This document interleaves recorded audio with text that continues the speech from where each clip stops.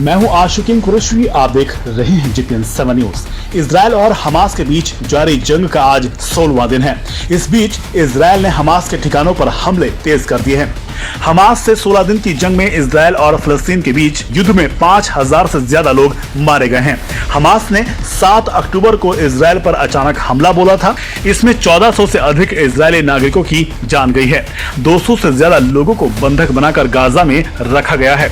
बड़ी संख्या में लोग घायल हुए हैं। वहीं फलस्तीन में भी 3500 से अधिक लोगों की जान गई है। इजरायली लड़ाकू विमानों ने रविवार तड़के वेस्ट बैंक में एक मस्जिद पर एयर स्ट्राइक की। इजरायल का दावा है कि यहां हमास के लड़ाके छिपे हुए थे और इसका इस्तेमाल आतंकी हमलों की साजिश रचने के लिए किया जा रहा था। फिलिस्तीनी डॉक्टरों ने बताया कि हमले में कम से कम एक शख्स की मौत हो गई है। इजरायल द्वारा हालिया दिनों में वेस्ट बैंक पर किया गया यह दूसरा बड़ा हवाई हमला है।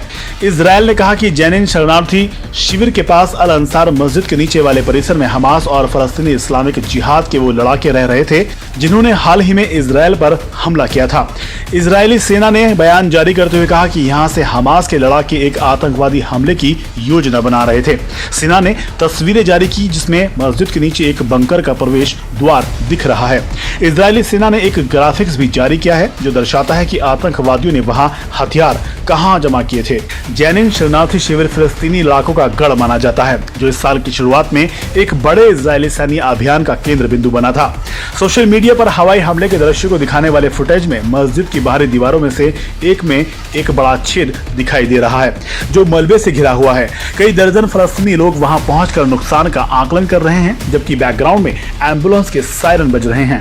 फलस्तीनी रेड क्रिसेंट एम्बुलेंस सेवा ने कहा कि हमले में कम से कम एक फलस्तीनी की मौत हो गई है और अन्य 3 घायल हो गए हैं।